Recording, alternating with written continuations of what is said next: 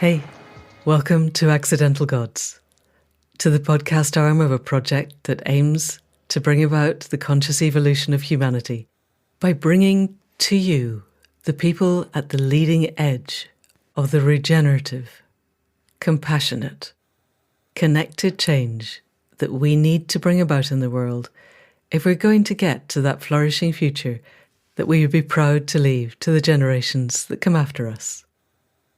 And this week, we are delighted to be in partnership with the Oxford Real Farming Conference, which takes place online and this year again in person from the 4th to the 6th of January. This is the 13th year of the ORFC, which is the unofficial gathering of the agroecological farming movement in the UK and to a large extent around the world. It brings together practicing farmers and growers with scientists and economists and activists and policymakers. There was the year when Michael Gove actually turned up at the ORFC when he was Minister for DEFRA or whatever it was in that particular government. And for these 3 days, Thursday, Friday, Saturday, there is this huge event. There are many streams of many panels across a really wide range of subjects involved in the food and farming system. This is a place where people come together to share progressive ideas about food and farming. So we have agroecology, regenerative agriculture, organic farming, indigenous food and farming systems, the health of the soil, mycobacteria, carbon farming as a thing or not. It's huge. And the speakers are the kinds of people that you normally see on TED Talks. There's Vandana Shiva and Zach Bush, Chris Smage, Rose Lewis, Merlin Sheldrake, and Satish Kumar. And the organisers of the conference asked if I would be interested in speaking to Satish on the podcast so that we could broadcast it a week ahead of the conference starting as a taster and an opener. And of course, I said yes. Satish Kumar is one of the absolute founding heroes of this movement. Way back in 1962, when he was a Jain monk, he and one of his fellow monks went on a mendicant walk, taking in all 5 nuclear capitals across the world. So from New Delhi to Moscow to Paris to London to Washington. I'm not sure it was exactly in that order, but they walked. And they walked without money, and they depended on the kindness of strangers, and their aim was to promote a non-nuclear future. And to the extent that we are still here and there was no nuclear war, they succeeded. And then Satish settled in the UK, where, as you'll hear, he founded the small school in Devon. He founded Schumacher College, where I studied regenerative economics. He founded Resurgence Magazine. And all the way through, from then until now, he has been one of the most powerful and respected voices in the whole of whatever we want to call this movement towards a flourishing future. So it was an honour and a privilege and an absolute delight to be able to talk to Satish. And as is often the case in these conversations, I hit the record button early on, partly because I want to do a sound check and partly just to kind of get warmed up. And I asked Satish what was most alive for him, and he had just come off a call with 2 people in New York who wanted to set up a small school similar to the one in Devon. And what he said then seemed to me so alive that I wanted to keep it for you. So people of the podcast, please do welcome Satish Kumar, and let's step straight into the conversation with his recounting his previous conversation with people in New York who want to set up a small school. These 2 people, mother and daughter, want to start a school in New York, following the example of the small school I started. And one of the features of the small school I started was that all our children will learn to grow food. Right. Because children should learn to touch the soil and plant the seed and see the miracle of the seed becoming a plant, and that plant becoming fruitful, and tomatoes or potatoes or whatever. And then how that one little seed of tomato becomes a plant, and that plant has 100 tomatoes, and each tomato has 40, 50, 60, 100 seeds. Amazing what nature can do. So that was the kind of philosophy of the small school. The children should learn to know the miracle and the magic and the beauty and the glory of nature and the soil. And so I not only started a small school, I also started Schumacher College. And we apply the same principle there. We have 9 acres of garden, and all our students learn there how to grow food. Last year, these our students grew 30,000 pounds worth of food in the 9 acres of garden. So the small school and Schumacher College both have this principle of connecting education with the land and the food and agriculture and nature.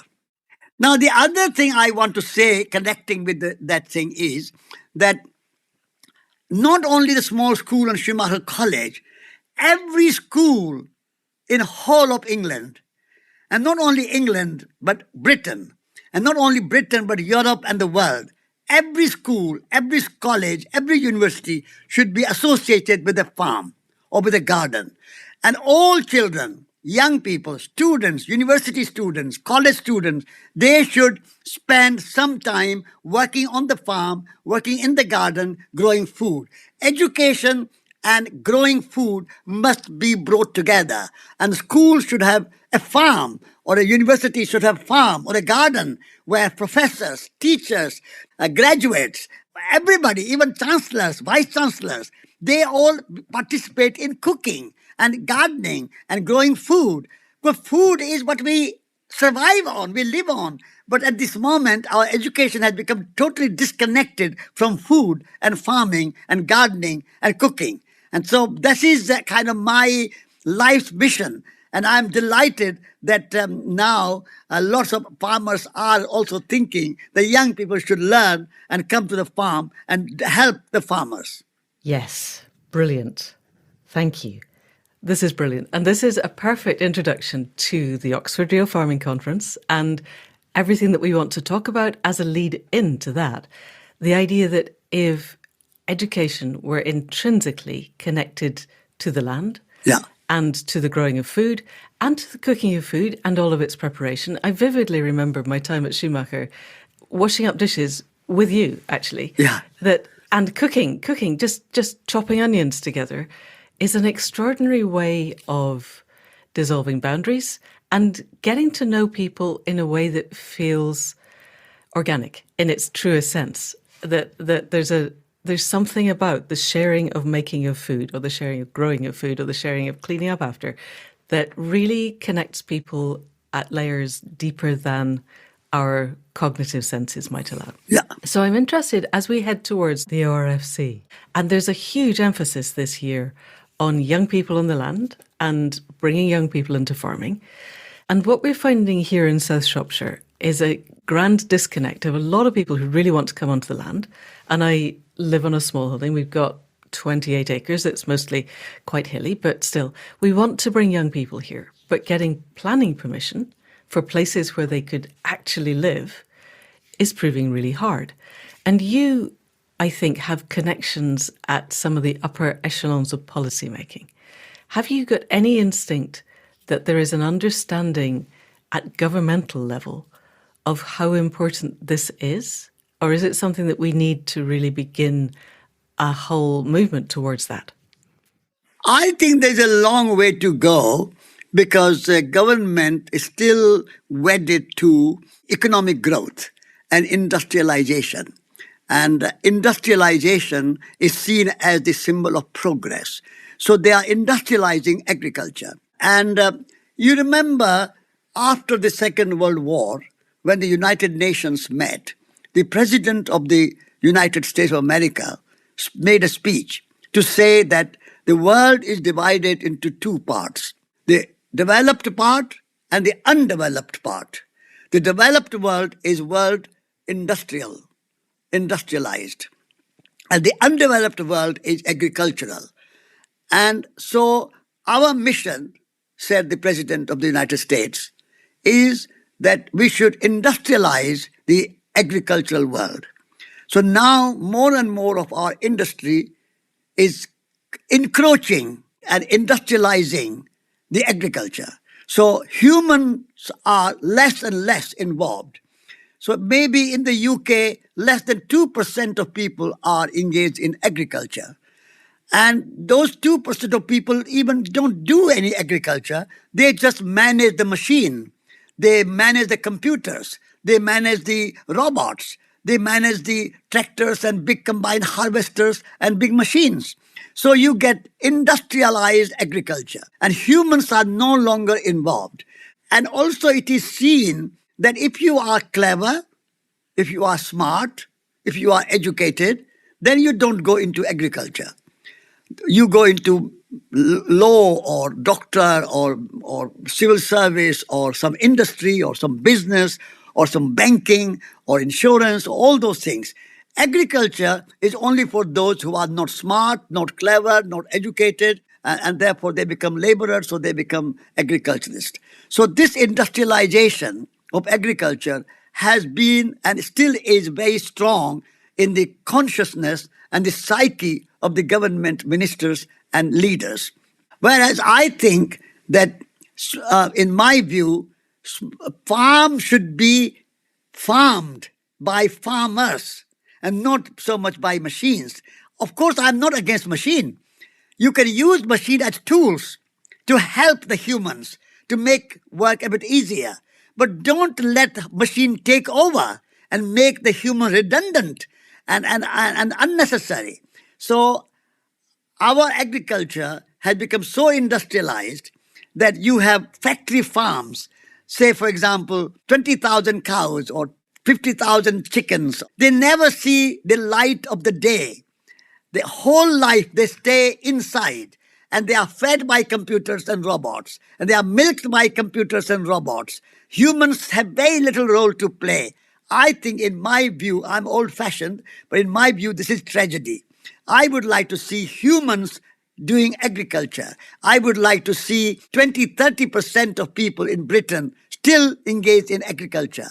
And an industry should be for making machines like cars and computers and cameras and kind of railways and aeroplanes and all that you can make by machine. But food should be grown by hand. That's, to me, more organic, because organic means organs. Human body is an organ. Hands and feet are our organs. So if we do agriculture with our organs, that is the true agriculture, the true organic agriculture. I want more people, and this is why my plea is that we should teach young people in schools and universities to learn how to grow food, how to cook food, and what is healthy food. That's my great wish. Thank you.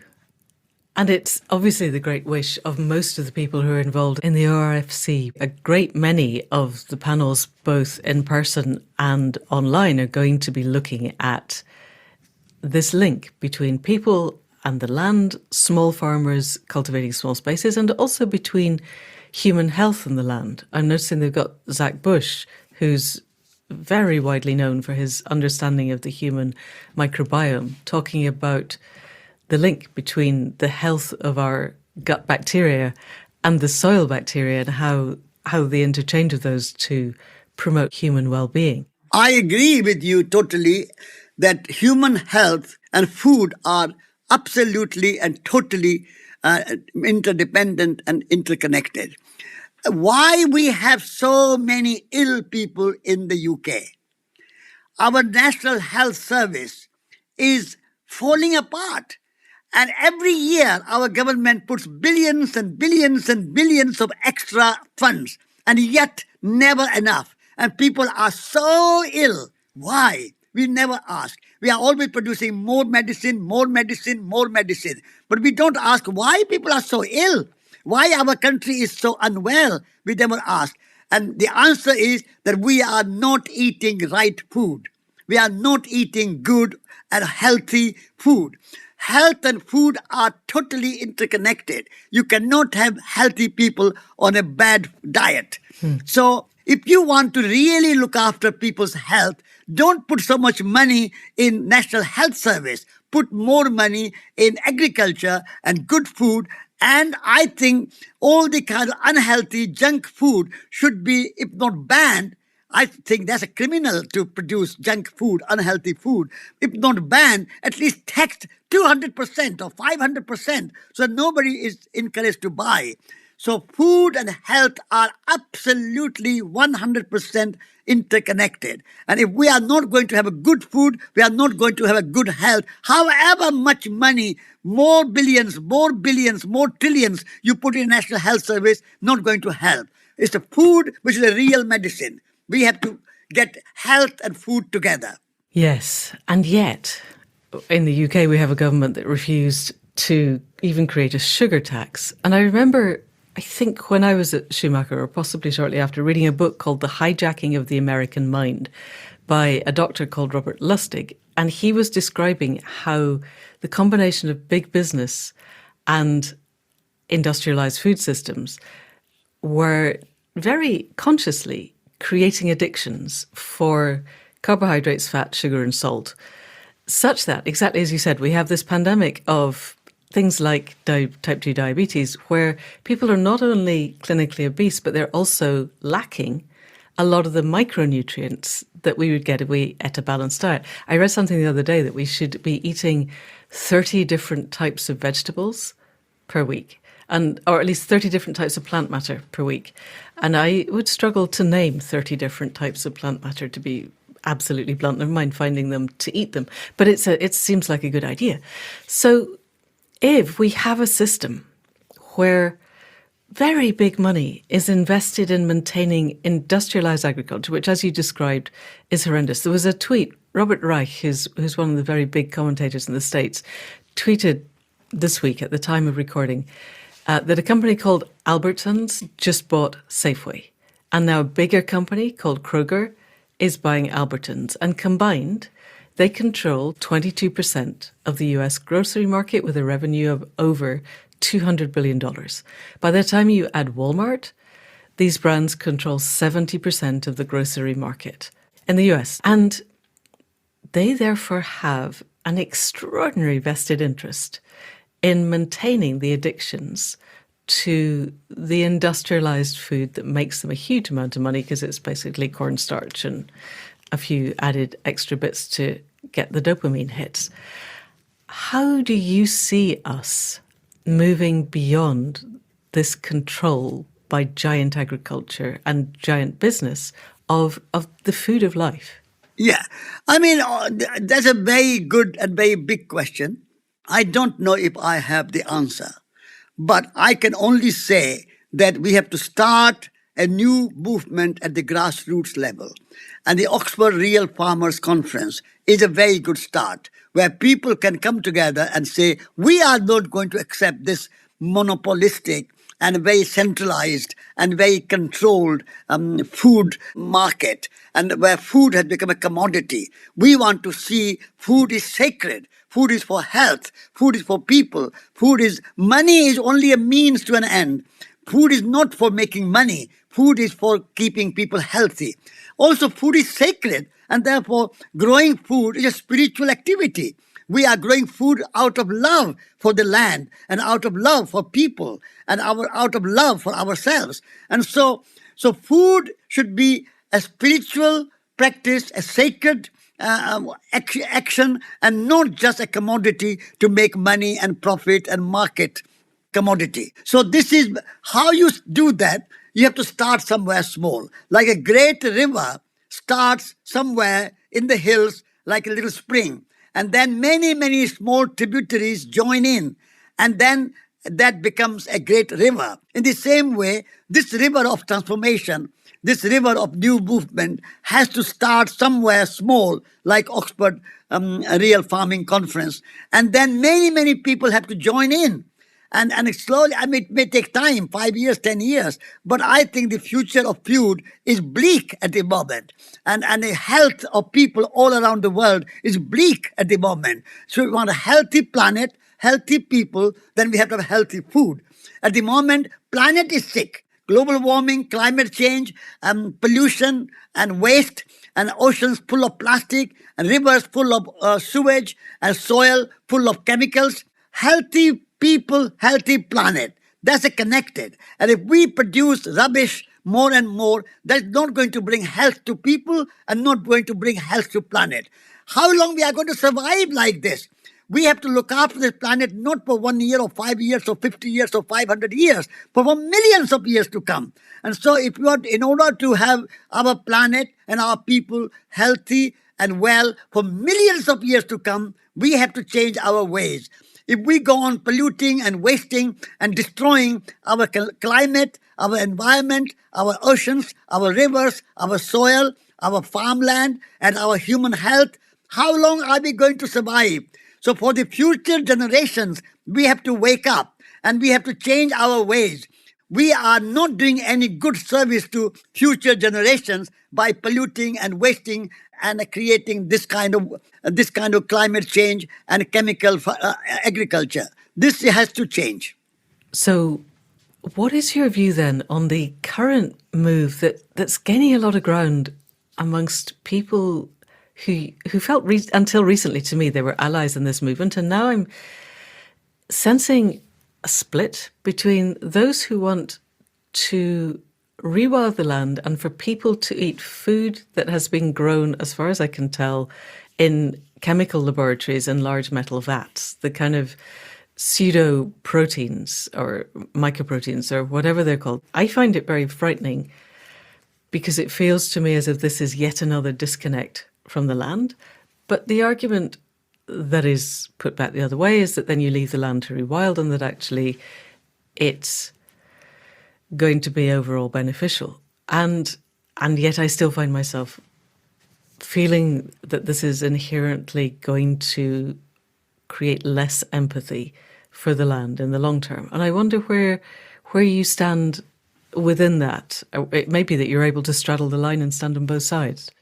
On the outset, I am totally against this artificial protein and alternative protein and factory-made food. I am not in favor. I would say there's a middle way. We can grow food with good farming and we can also have good wilderness. There is no contradiction. Apart from human species, there are 800 million species on this planet Earth. They don't produce their protein in factories. They are all some lions and tigers and deer and snakes and birds and all the animals, all the species. They live on a natural food. So wilderness can also produce food. And my friend Isabella Tree, she has got a NEP estate and she's producing a lot of food there in wilderness. So wilderness and food production is not contradictory. But I'm not saying that all land has to be made into wild. You can have such an amount of land where you produce food, but food should be produced in a proper and a healthy way rather than in a kind of industrialized way. So that is my plea. And I want those who eat food must respect and must engage in growing food and cooking food. We just eat and not grow. That is lazy. And that's not going to survive very well. So my thinking is that you can have a combination of wild and combination of properly, organically, humanely produced food and not factory farms and not mass production and mass consumption on a large scale. Small is beautiful. Small farms where humans work, let the machines work and produce machines, but let human hands produce food. That is my thinking. And we should have a good food. Food is not only protein. Food is celebration. Food is relationship. Food is family coming together. Food is friends coming together. Food is community coming together. If we have no food together, our culture, our civilization will be doomed.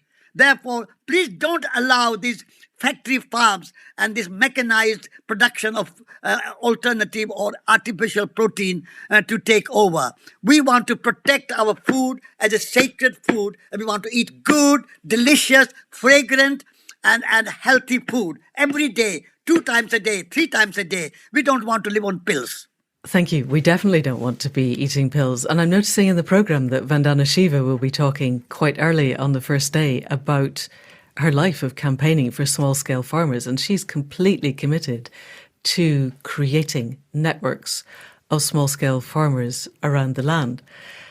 And it seems this year in particular at the ORFC, there's going to be a lot of people talking from what after the Second World War they called the underdeveloped world because it was not industrialized, about how they can begin to regrow their agriculture programs, how they can reduce the inputs of fossil fuel created pesticides and fertilizers and move instead. There's a program on the Thursday, Finding Solutions to the Fertilizer Crisis, Practical On-Farm Innovation for Homegrown Fertility.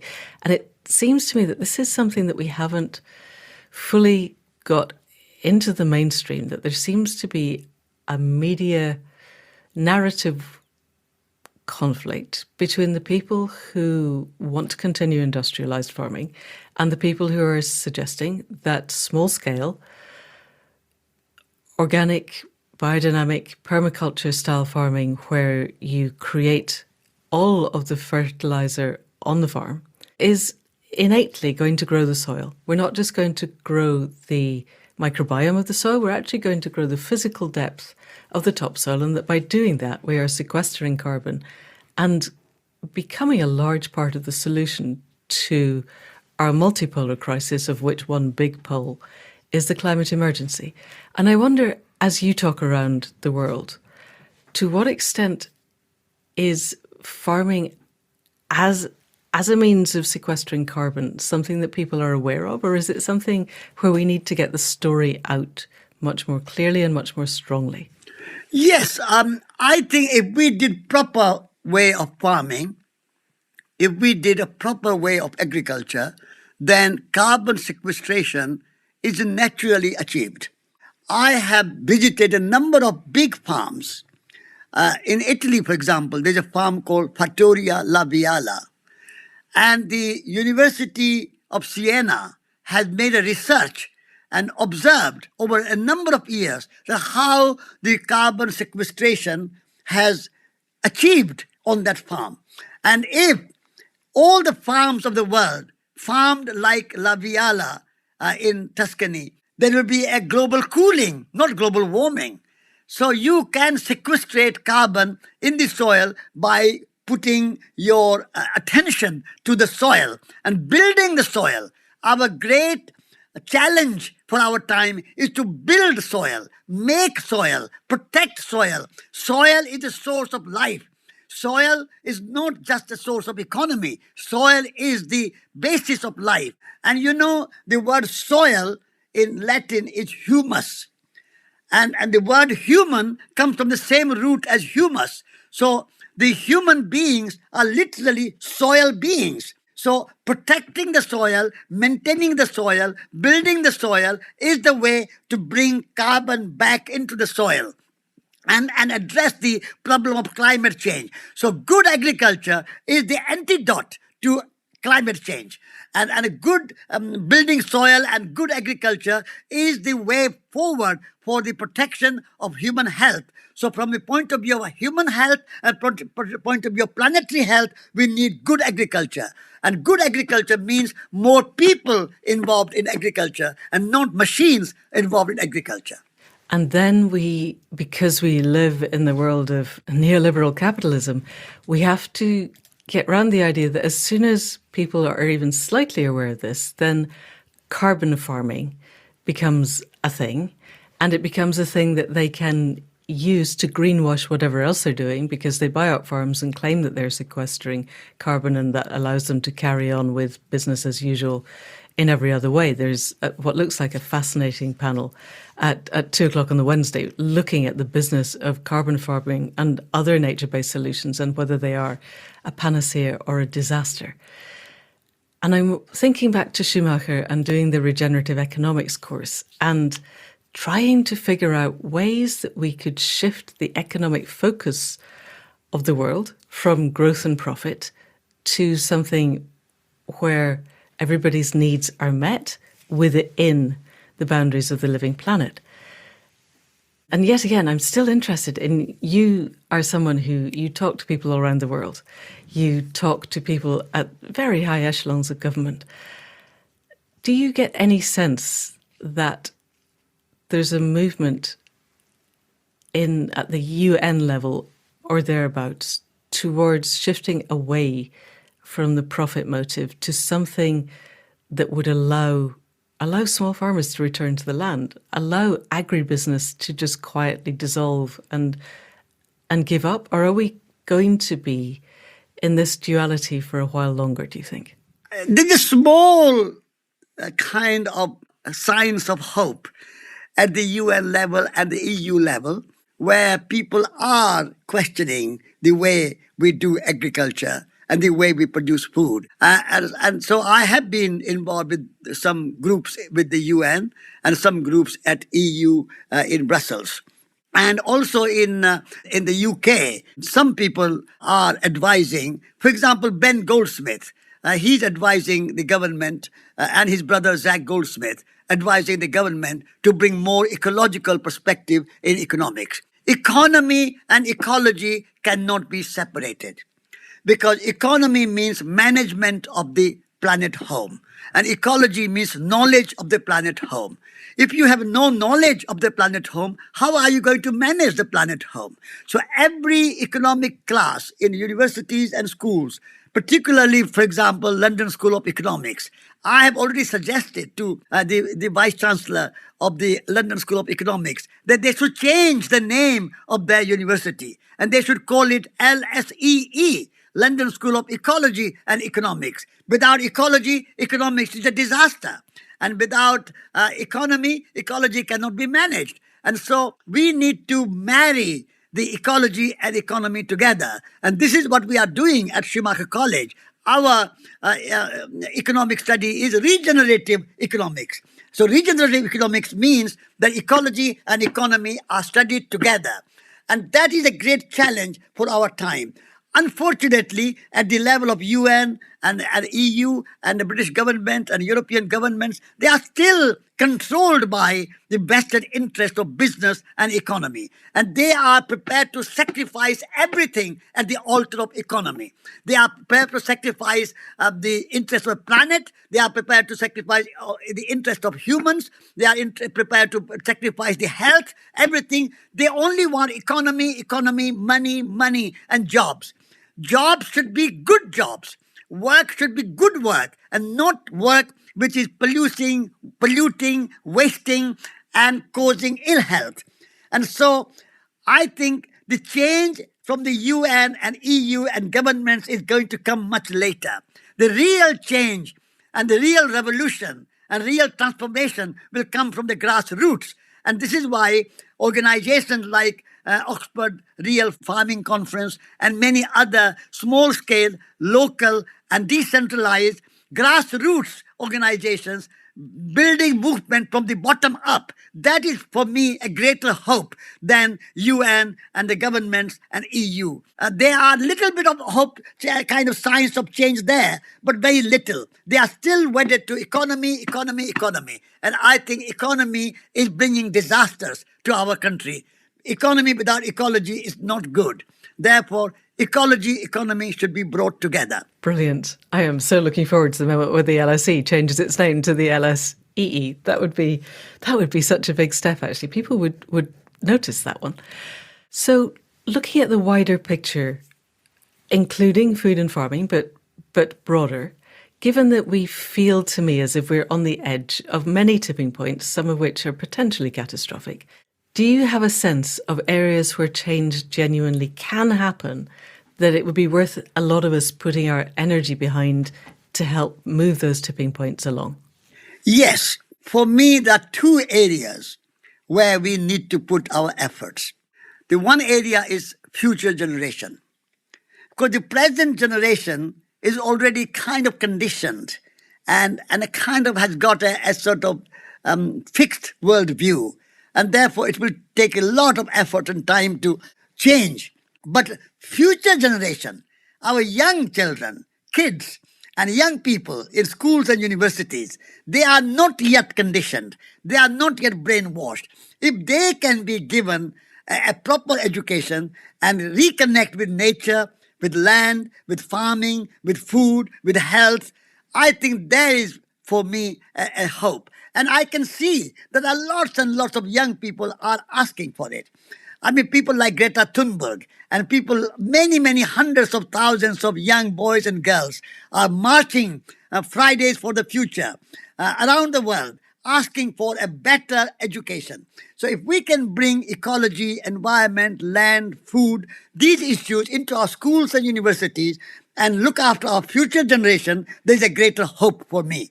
That's a one area I would like us to put more effort and more focus and more energy. The second area is farmers themselves.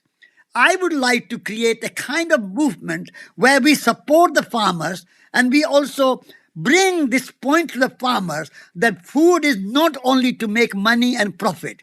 Food is to feed people. And food is to look after the land and look after this soil and look after our forest and look after our environment. So this holistic approach has to be promoted among the farmers. Don't wait for the government to change the laws. Start wherever you are, your journey, and look after your land. Don't see land as a source of making money. See land as a source of food and make money with some other ways if you need to. But food and farming should be seen as a sacred. So we need to work with the farmers more. And I'm very pleased that Oxford Real Farming Conference is bringing farmers together in Oxford to highlight these issues.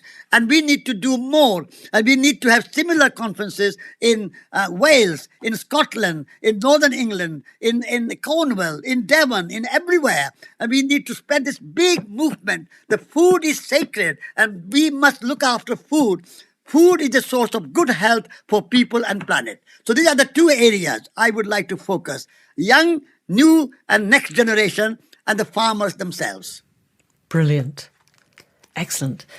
So it seems to me in both of those, we're talking about creating new stories. And this is my field because I write novels and I write TV scripts. And again, we're hitting this disconnect where the big publishers and the gatekeepers of television, movies are all the old generation and they do have a very fixed worldview.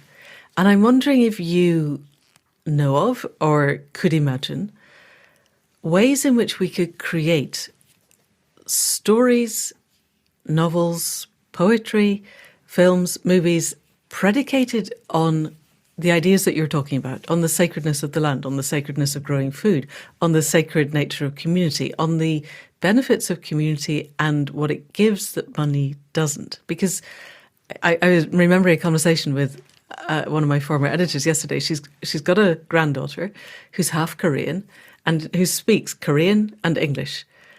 But her mother is British, but she speaks Disney American English because most of the English that she hears comes from the television. And I know so many of my Scottish compatriots who have grandchildren who speak American English because it's all coming in on the television. And the language is coming in and the ideas that language structures, language encodes how we think, are all coming in at the same time. And if we want their minds and their hearts and their sense of spirit to be other than what it is, then we're going to need, I think, and correct me if I'm wrong, new stories and new ways of seeing the world.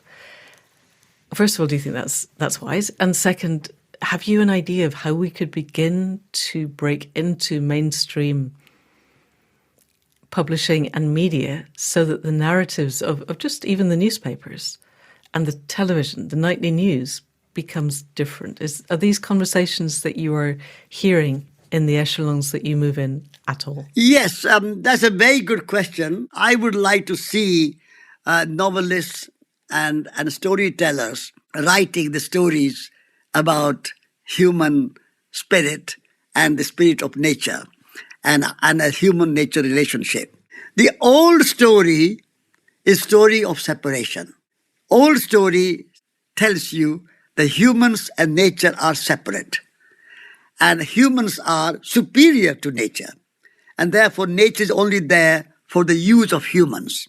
This is the old story. The new story, which has to be written by our storytellers and novelists and poets and filmmakers and television makers, that new story is a story of relationship. Nature and humans are one. Nature is not just mountains and birds and animals and forests and rivers and oceans. Humans are also nature. We are nature. We are made of earth, air, fire, water. And nature is also made of earth, air, fire, water. And as we are conscious, nature is conscious. As we have soul, nature has soul and spirit. Nature spirit and human spirit, both are spirit. And therefore, this relationship and unity of humans and nature has to be re-established through our narratives and through our stories and novels and films. But newspapers don't play a good role. Newspapers are only reporting misery and pain and suffering. I think I have stopped reading newspapers. They are miserable. And I don't want to be miserable every day, every morning and every evening. I don't want to be miserable. Newspapers have to change, and they have to start reporting inspiring stories and good stories, how people are doing something good for the world. And that kind of story will be much more useful and helpful than knowing all the murders and all the intrigue and all the political scandals in the parliament and in the prime ministers and all the kind of corruption in the kind of EU and all the other war stories. These are creating disaster and bringing more and more misery. Misery creates more misery. And so I want to see a new chapter in our future kind of writing and filmmaking and so on. I want people to be courageous and bring up some inspiring and positive stories and inspiring and positive novels. Like Tolstoy, like Dostoevsky, like Shakespeare. They had a wonderful way of bringing the balance between negative and positive, but also inspiring. And all the great poets of the past, Shelley and Keats and Wordsworth and William Blake, and all those wonderful storytellers of the past. I think our future writers have to wake up and do something better than just report misery. Definitely. I promise you some of us are really working on this very hard. And there's a new AI program, artificial intelligence, called ChatGPT, which is accessible.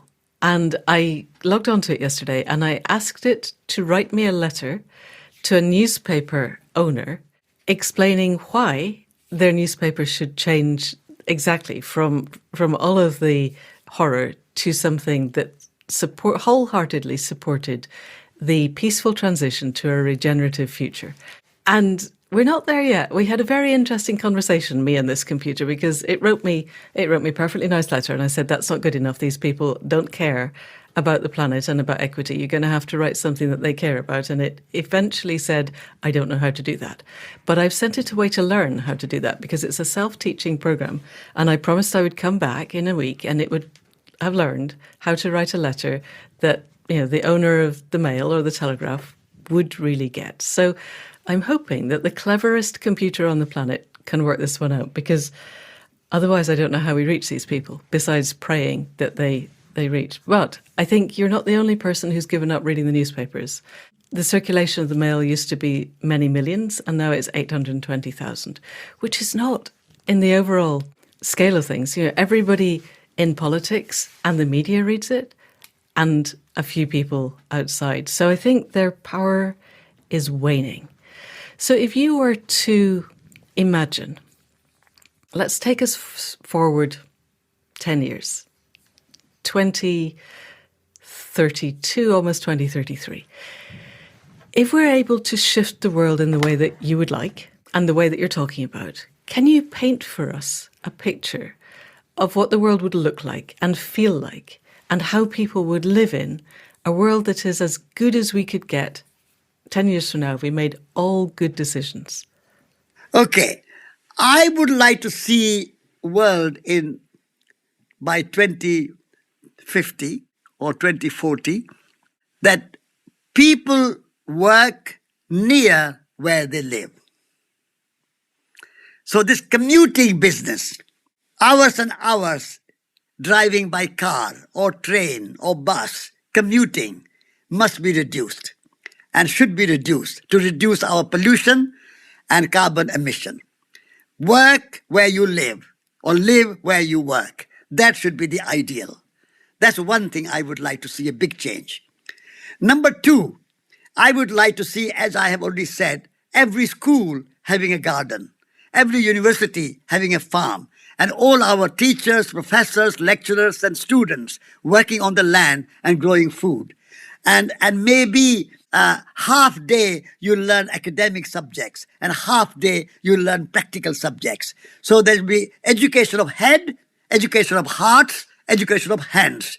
That will be the education, not just intellectual education. Education will, in 10 or 20 years' time, I want to see a new kind of pedagogy, a new paradigm of pedagogy, where education is not merely intellectual or academic. Education is as importantly practical and head, heart, and hands, learning by doing, knowledge with experience. That change I would like to see. And thirdly, I would like to see technology having a kind of its place and keeping in its place. At the moment, technology is dominating our society and our humanity.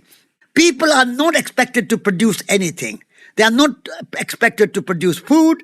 They are not expected to build houses. They are not expected to make clothes. They are not expected to make furniture. They are not expected to do anything, any work.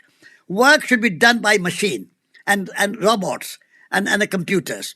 So humans are being made redundant. Humans are being made useless, unnecessary. And the other thing humans can do is thinking. But artificial intelligence is coming fast and quick. And therefore, humans don't need to think. So humans don't need to produce and humans don't need to think. What are we going to do with humans? 8 billion people and more. What are we going to do with them? And so I would like to see certain areas reserved for humans where no technology is allowed, such as growing food and building house and making furniture. And then, of course, technology can use making technology like cars and computers and cameras and all that sort of thing you can make by machines. And artificial intelligence should be also limited. So human intelligence should be respected and used, because humans hardly use 10% or 20% of their intelligence. 90 to 80 to 90% of intelligence is unused. So we must develop imagination and human intelligence and creativity much more. So that's in next 10 to 20 years, I would like to see a change of consciousness where we start to respect the human dignity and not see humans as a kind of obstacle in the progress. So reduce the place of human artificial intelligence and reduce the place of robots and technological interference. And that way, human dignity comes back. At the moment, economy is ruling and humans have become mere resource. Every business has a HR, human resources. Humans are made redundant when they are not needed. Humans are hired and fired. Humans are kind of used as a kind of means to an end. The end is profit and money. I want to change that in next 20 years. I want to say human HR should not be human resources. HR should be human relationship. So that human dignity is at the top. And the economy, profit, consumption, production are means to maintain the human dignity and means to maintain integrity of nature. In our modern economic system and technological system, nature has become a resource for the economy, and humans have become a resource for the economy. In next 20 years, I want to change that, and I want to say economy should be a resource for human well-being and human dignity and integrity of nature, and profit and production and consumption economy are the means, and human and natures are the end. That juxtaposition and that balance need to be restored, and that should be the challenge in next 10 or 20 years. That sounds amazing. And then I'm guessing if we have that, then the nature of what we teach our children changes completely. Because it seems to me at the moment we're teaching them to be little robots. We're teaching them to be the resources in the system, and the system is crumbling. So we started at the beginning with you talking about the people in New York who want to set up a small school like the one that you helped to set up in Devon. If people were to set up small schools all around the world, and the children are definitely learning to grow, what is the core of the rest of the curriculum for them? What are they learning? What's the most important thing for young people to learn aside from growing food? They need to learn two things. Number one, that nature is our teacher. Nature is not just to learn about, but nature is to learn from. That's one change I want to see. That nature is something there that we should learn from and not learn about. Number two, I want our children to be more skillful. Skillful in terms of using their hands and being able to make something. Humans are not mere consumers. We are makers. Humans are artists. Humans are poets. Humans are makers. So I want to see that change, that we maintain the quality of making rather than just consuming. So that's another important change that I want to see in our education. And that's the kind of idea of the small school. The small school was about learning from nature and learning to be skillful, to be able to make things, build a house, make furniture, make poetry, be an artist, be a poet, and not just a consumer. That was the ideal of the small school, and I want to see that kind of educational system coming back. At the moment, our education is not education. It's just a kind of training to go and work in a kind of system. So education is part of the problem today. Today's education is not part of the solution. All the great problems we face today are created by highly educated people at Harvard, at Yale, at Cambridge, at Oxford, and all the other big universities of Paris, Moscow, Beijing, Delhi, wherever you are. And so educated people are the part of the problem. They are causing the wars. They are causing the climate change and global warming. They are causing the kind of pollution and waste. The economy is run by educated people. The war industry, the machines, the Ukraine war is created by highly educated people from both sides. And therefore, we need to have education, which is education of a spirit, as well as education of intellect, education of imagination, as well as academic education. So that is my ideal. I'm a dreamer, but as John Lennon said, I'm not the only one. I'm a dreamer, and I want to have imagined that we can create a new world. Fantastic. That feels to me a really good place to end. Good. Except I wonder that I know that you do a meditation on a Wednesday morning for the people at the Oxford Real Farming Conference. And I wondered if you would feel able or like to do a meditation for us now, so that this will be going out on the Wednesday, the week before the conference, so that people could have a sense of what you lead. And if you don't want to, that's completely fine. Okay, let us have a short meditation. Okay.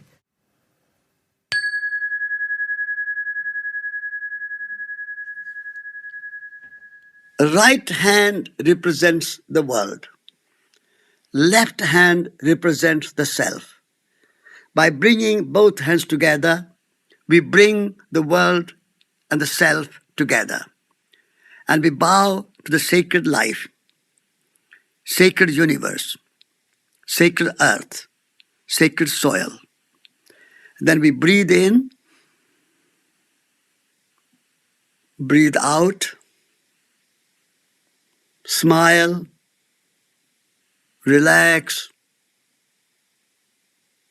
And let go. Let go of any expectations, any anxiety, any fear, any anger. Breathe in. Breathe out. Smile. Relax. And let go. Feel that whole cosmos is our country. And feel that the whole planet Earth is our home.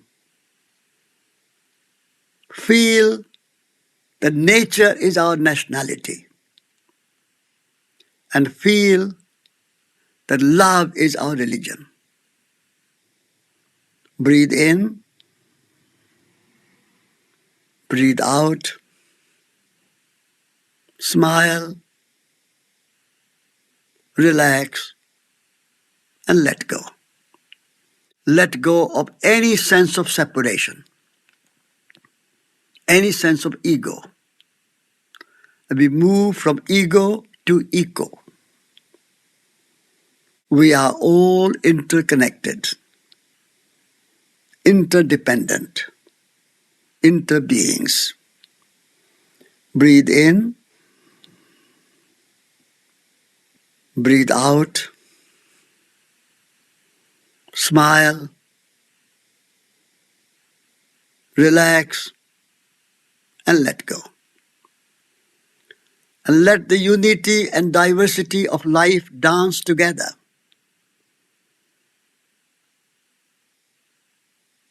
Breathe in.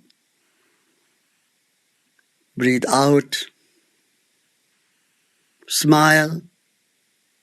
Relax. And let go. And bow to sacred life, sacred earth, sacred universe, sacred in all and every living beings.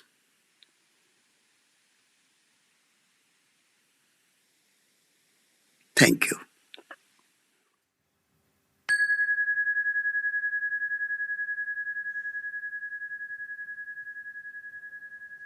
Satish, it's been an honour and a privilege. Thank you so much for sharing this hour's conversation. I hope that the Oxford conference goes well. My pleasure. Thank you for your time. And that's it for another week. With enormous thanks to Satish for his generosity of spirit, his vision, and his capacity to speak with such honesty and clarity about the nature of the world and how we can shift it. The Oxford Real Farming Conference starts next week, if you're listening to this at the time it goes out, 4th to the 6th of January. And whereas I believe pretty much all of the in-person tickets will have gone by the time you hear this, there are, of course, still online tickets available. So do head over to orfc.org.uk and get your free tickets there and come along and explore the absolute wonder of so many amazing, dedicated, knowledgeable, thoughtful, creative, and compassionate people who are going to be speaking there. And we'll be back in the new year with another conversation. And in the meantime, thanks to Caro C for the music and the sound production, to Faith Tilleray for the website and the conversations, to Anne Thomas for the transcripts, and, as ever, to you for listening. If you know of anybody else who wants to be part of creating the more flourishing future that our hearts know is possible, then please do send them this link. And that's it for now. See you next year. Thank you, and goodbye.